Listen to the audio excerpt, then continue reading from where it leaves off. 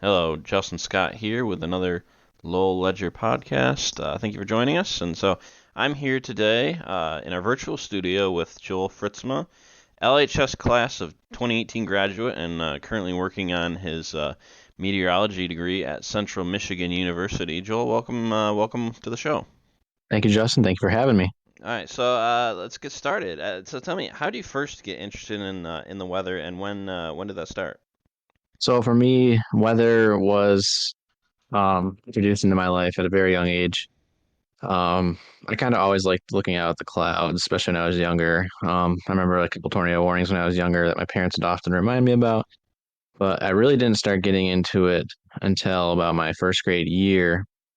On top of looking outside at the clouds all the time when I was just staring out the window in my classroom, I actually we had like what was it called? Like a weather person of the day sort of thing going on in my first grade classroom, courtesy of my teacher, Mrs. Hughes. And I guess that kind of really just stuck with me ever since. I kind of took over. I actually did it probably multiple days a week, and I guess I kind of aced it. I was always praised heavily for it, and they're like, "Oh, you should go ahead and um, make that your dream someday." And so that kind of stuck with me for a while, and it still sticks with me to this day.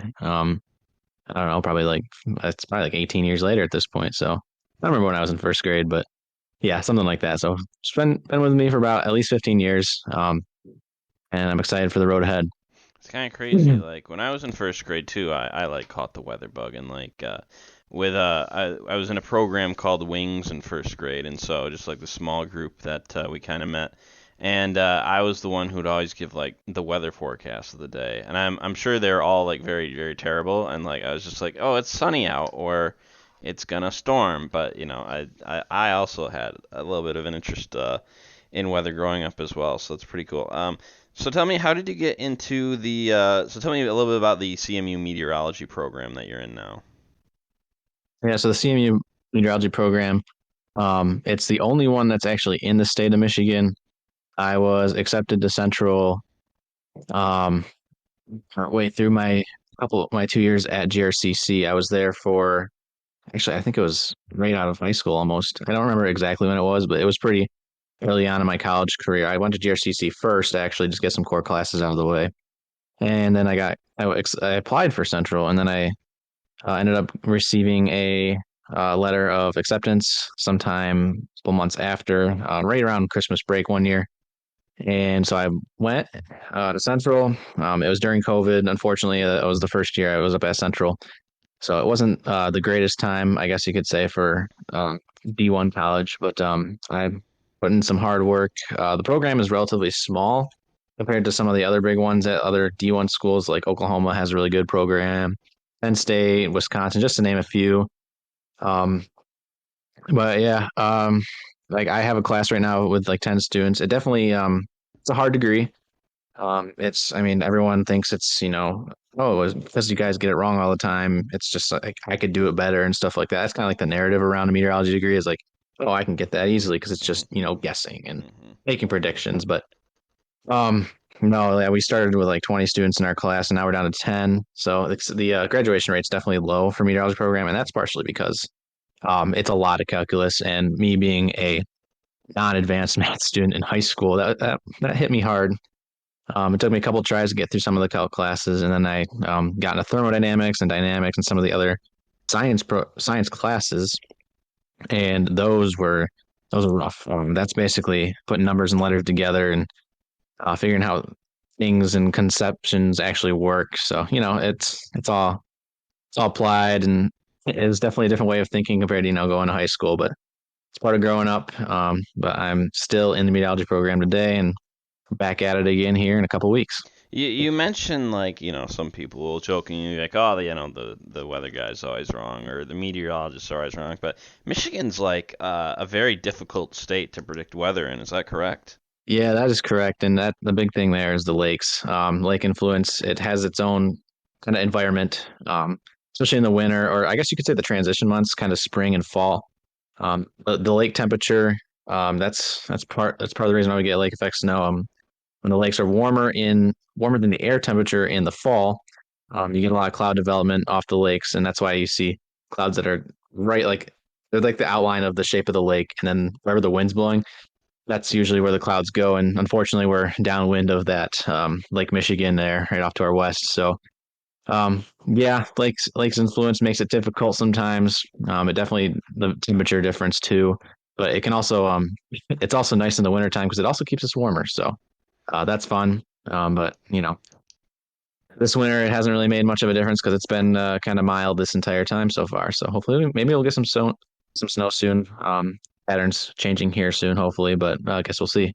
Yeah, I was hoping for a white Christmas, but it was for not. But so a lot of our readers and listeners will have already seen your work because you did the weather for the Red Arrow Report in high school, and that was Right. able to be publicized through some of the high school pages. So a lot of people had kind of seen your forecasts and stuff like that. But now you're in this weather group called the Michigan Storm Chasers.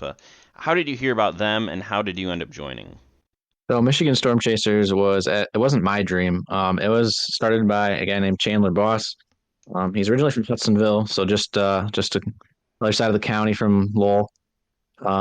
He was like, "Hey, we should definitely." Oh, I guess I could say it was him and Ryan because they're vice president and president of Michigan Storm Chasers. We have five in our group. They put it together. They had the idea of, hey, we need a group that does life saving information in Michigan because we don't really have that. I mean, we know Reed Timmer grew up in the Forest Hills area, and he's kind of a big idol here, but now he's living in Oklahoma, and so we don't see him as much. And I guess ever since then, all we have to rely on is the National Weather Service, which is obviously a really good source of information. You should always trust the National Weather Service first and foremost. But then, other than that, all you have is the news stations, which we know a couple guys that work at the news stations around the area, and they're pretty good. But other than that, like there's no like I guess you could say citizen run stuff like private companies. And I guess I don't know if you'd consider us a private company, but we're like a page that's open to anyone. So I guess yeah, the word private doesn't really fit there, but yeah, it's not my dream. Um, but it's fun to be a part of it. We heard it started actually again about 18 months ago. They had the idea and they threw it in our giant group chat. It has like 25 to 30 people in it, all storm chasers from around Michigan, Indiana, Ohio, mainly Michigan. And they basically asked, "Hey, who wants to be in on this?" We had a bunch of people reach out, and we ended up narrowing it down to just like the four or five of us. We had six at one point, but then another one of our guys left, so we're down to five right now. And yeah, um, the rest is history, I guess you could say. We've grown our page up to 82,000 followers in the span of 14 months, and proud to keep serving West Michigan, all of Michigan nowadays. What is it exactly that you do for them? So my role at Michigan Storm Chasers is that I'm an advisor. So I kind of just oversee the operation that's going on. I don't really have a set title. I'm at Central, so I don't really have much time to put aside for doing like work such as like finances and stuff because we do make some money off of the page, but again, it goes right back into making sure Michiganders are safe with severe weather coverage. But yeah, I'm just an advisor. I kind of oversee the operation. I put posts out. I help with the live streams. Anything that's kind of cool and rad, I guess you could say. I kind of throw on the pages whenever there's something interesting to me, I guess. Sometimes it's scientific-y, which some people don't understand, and it doesn't get as many reactions because it's kind of over some people's heads. But that's okay. I just like sharing some weather knowledge every once in a while. That's kind of my primary focus at Michigan Storm Chasers. Again, is just all the posting and again live streaming. Those are my main two. So for our listeners and anybody who doesn't know, I've gone storm chasing with Joel, so have a little experience, not as much as him, of course. So we were able to go out this summer, and we were actually near a tornado warned storm, so that was Yeah. pretty cool. Um, when you're storm chasing, what is it that you're hoping to see? So I mean, in Michigan, we don't get too many tornadoes, although our climate average every year is like 14 to 16. That changes. We haven't had that many up until this year. We had like a 7 year in a row stretch where we didn't even reach the average. Hmm. So, again, tornadoes are kind of like, oh, that'd be nice. It's not, I guess you can say not nice, but it'd be like a bonus to see. But again, in Michigan, we go out and check out shelf clouds, just anything severe, any storms that come in. We get a lot of damaging winds, damaging wind storms like mesoscale convective systems or MCSs as we call them. It's basically, you go out, shoot your shot with the camera, and you get what you get. Sometimes it's damaged, sometimes it's a cool cloud. Can't really complain. Michigan standards are pretty low for severe weather because of the lake's influence again. But every once in a while, we get those years or those months and days that they kind of give us a little bit of a shock and a surprise, like August did this past year. So again, not really picky in what I see, but tornadoes is something that would be like a bonus for me and something I strive to get every once in a while. Again, this past year I was right behind. Well, I guess people don't know this, but I was actually behind both the Perry and the Williamson tornadoes, about 10 to 15 minutes behind them. I never saw either. Perry tornado, there was too many trees. Otherwise, I would have seen it. And then the Williamson tornado was obviously at night, and I was chasing it down 96 behind it. And again, the only thing that was lighting up the sky that night was the lightning. So I never saw it. I never saw it either. Yeah, and you referred to August, and Lowell football fans especially will remember that because that was the night that the tornado warning was in Kent County during the Lowell Madawan football game. We all had to Yep. go to our different shelters. A lot of people went to the school. I was under the press box, and it was just kind of a crazy opening to the season. We had a tornado that rolled through Belmont, and then that kind of went north. So that was that tornado warning storm in Kent County, right? No, that's correct. Yeah, we had I think 7 or 8 tornadoes that night, and that was definitely one of them that was on the higher end. Which higher end that night was the F1. So And even though like some of us didn't, get that tornado in Kent County, there was a lot of damaging winds and stuff like that. correct. Yeah, and my aunt and uncle's house actually got hit by that tornado too. So okay, what is the scariest encounter you had storm chasing, and what did you learn from that? I think scariest storm chase I had was I think it was September 11 of 2019. That was the night we actually had a tornado warning for Lowell. A lot of people remember it for the apartment complex that got that entire roof blown off at the top of Medical Mile in Grand Rapids. That was 100-mile-per-hour damaging straight line winds.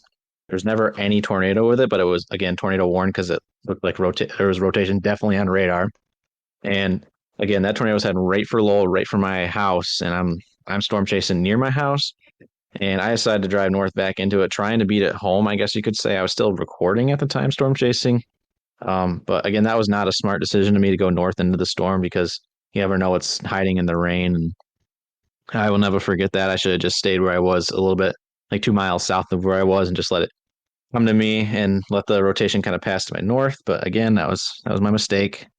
That's how I learned from it. Obviously, um, I don't really have any other mistakes, but that was definitely an eye opener.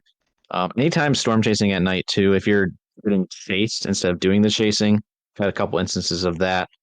Um, Mainly when I was in high school, I think, and in my first year or two of college. Yeah, nighttime chasing with a big squall line with a couple embedded rotation signatures in it.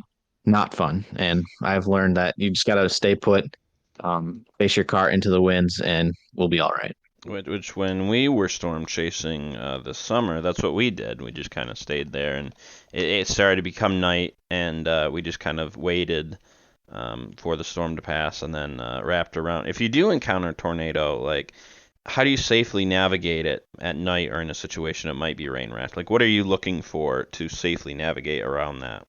So tornadoes, they're an interesting feature.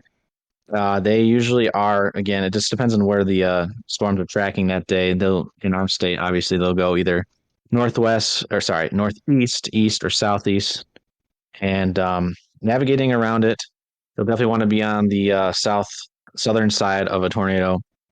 Tornadoes actually often occlude or dissipate by making a sharp northerly northerly turn.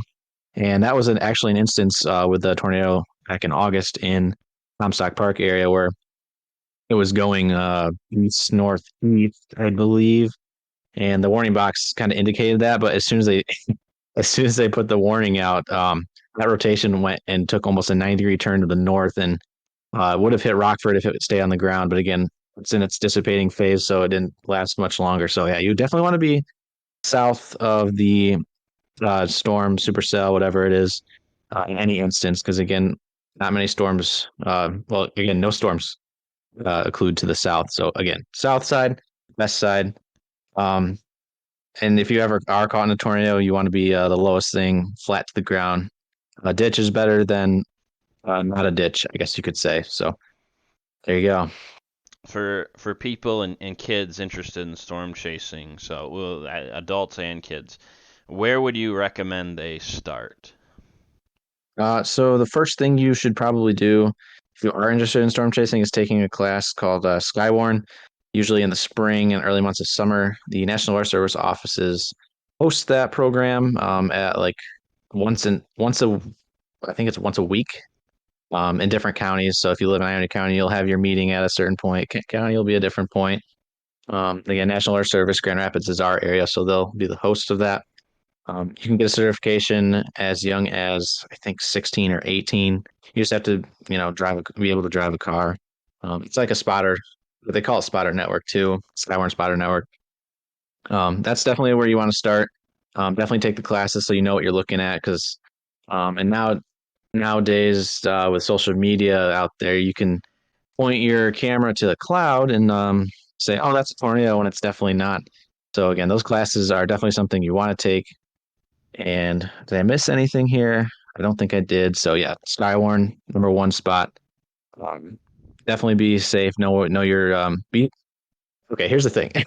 Situational awareness is something that you really need when you're storm chasing. You do not want to be the person who's looking at the clouds while you're the driver. Okay.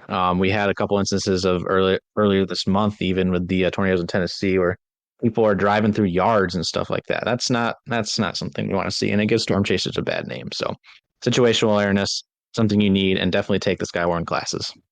Now, Michigan Storm Chasers, where all your work is available, is online, right? Where can we follow them? Yes, we are all online. We have multiple social media accounts. We are on Facebook. You can just type in Michigan Storm Chasers. It should be probably the top page that pops up. We're on X at MI Storm Chasers. We're also on TikTok. Same thing, Michigan Storm Chasers. We're also on Instagram.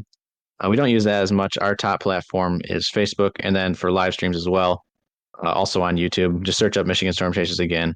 Any social media platform you can find us on, just type in Michigan Storm Chasers, and we'll be right there. And that's kind of what we do, um, as doing streams for these severe weather events. So again, a lot of our stuff on Facebook and YouTube. And these streams are free, correct? Yes, they are free. We do have options to donate, but again, we'll never block our content completely behind a paywall. It's just if you want additional information that's, not, it doesn't have to do with like life-threatening situations, stuff like that. So like extra forecast, like if you want like a bus stop forecast, you can pay a little extra for that. And again, all the proceeds go right back to um, keeping people weather aware. It's basically stuff like that. So And I definitely recommend it. I've been a Patreon subscriber for I think 6 months now, and they always send me cool tidbits over email and a little more advanced forecasts. So I think that's really cool. So going back to your program, just to kind of conclude here, how close are you as far as graduating, and then what do you plan on doing with your degree afterwards? so I have one more full semester left this spring. And then I'm also, well, just a little tidbit here. I'm also taking GIS major as well. So I'm kind of still at Central for that, but that will be done after this semester coming up. So I'll just be able to focus on meteorology starting next fall. And that's again one class in the fall, one class in the spring. So I really only have a full semester and two half semesters left. So I will be done spring of 2025. And then after college, I was going back and forth on this for a long time leading up to CMU. I was trying to figure out if I want to do private or be a broadcast meteorologist. And I kind of concluded that I would rather be in the private sector because they pay more. A lot of anchors and broadcast meteorologists, while it's fun and you get the airtime, it's not worth doing it if you're not getting paid enough. They're getting paid the same as almost like some minimum wage workers at times. So, and again, the hours suck there, and sometimes you don't get holidays off. So, again, private sector is kind of what I want to do. Specifically, National Weather Service. Somewhere close would be fine, but I'm also fine with moving somewhere kind of interesting, like I don't know, South Dakota, for example, and Black Hills. They kind of have their own environment too. Well, we have the lake, they have the Black Hills. So yeah, private sector is something I am looking forward to when I graduate college. Well, hopefully this spring there's not a lot of severe weather, but if there is, I know you guys will be here to cover us. So thank you for coming on. Yeah, thank you for having me today.